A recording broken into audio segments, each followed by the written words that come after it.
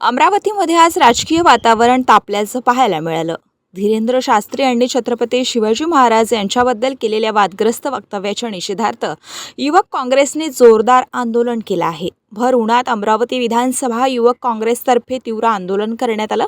यावेळी कार्यकर्त्यांनी धीरेंद्र शास्त्री यांच्या पोस्टरला चप्पल मारत जाळून संताप व्यक्त केलाय।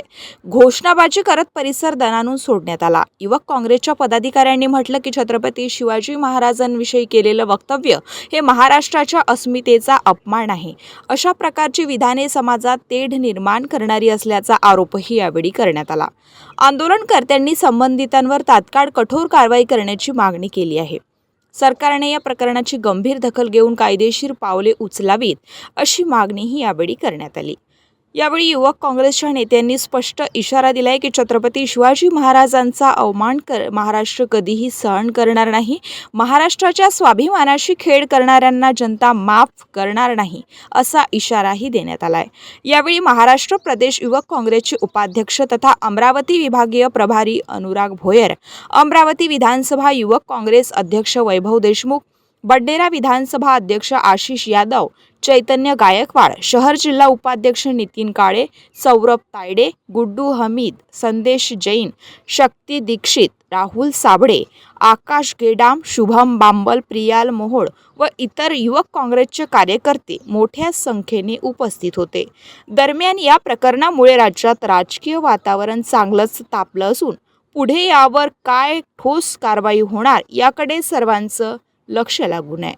आज अमरावती शहर ग्रामीण युवक काँग्रेसतर्फे जे काल 1-2 दिवसा अगोदर नागपुरात धीरेंद्र शास्त्री जो बाबा आहे त्यांनी एका कार्यक्रमात महाराष्ट्राचे आराध्य दैवत छत्रपती शिवाजी महाराज यांच्याप्रती वादग्रस्त वक्तव्य केलं।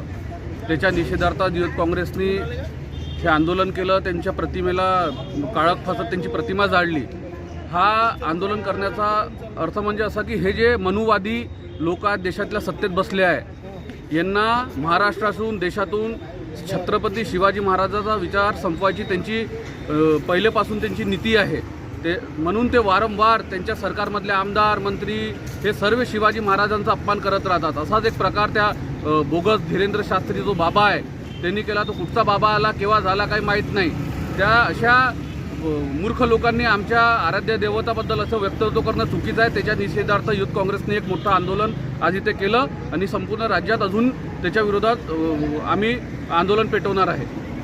आज आम्ही युवक काँग्रेसतर्फे जो स्वतःला बाबा म्हणतो धीरेंद्र शास्त्री त्यांनी जे परवा शिवाजी महाराजांबद्दल एक वक्तव्य केलेलं आहे त्याचा निषेध म्हणून आम्ही आज त्याच्या फोटोला चपला मारल्यानंतर फोटो जाळलेला आहे। बघा, आता धीरेंद्र शास्त्री हा स्वतःला बाबा बनवतो आणि हा महाराष्ट्र आपल्याला माहिती आहे फुले शाहू आंबेडकरांचा महाराष्ट्र आहे।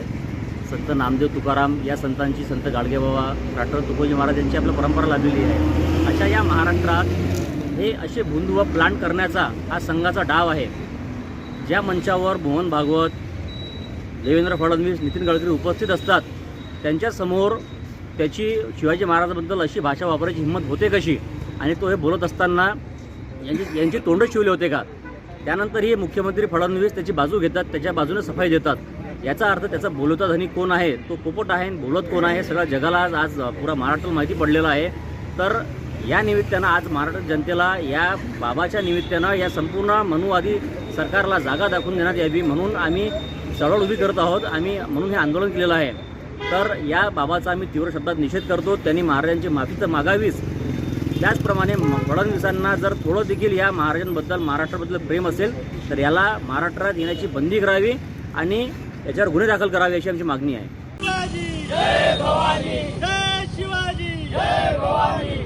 छत्रपति का अपमान नहीं सहेगा हिंदुस्तान, छत्रपति का अपमान नहीं सहेगा हिंदुस्तान, छत्रपति का अपमान नहीं सहेगा हिंदुस्तान।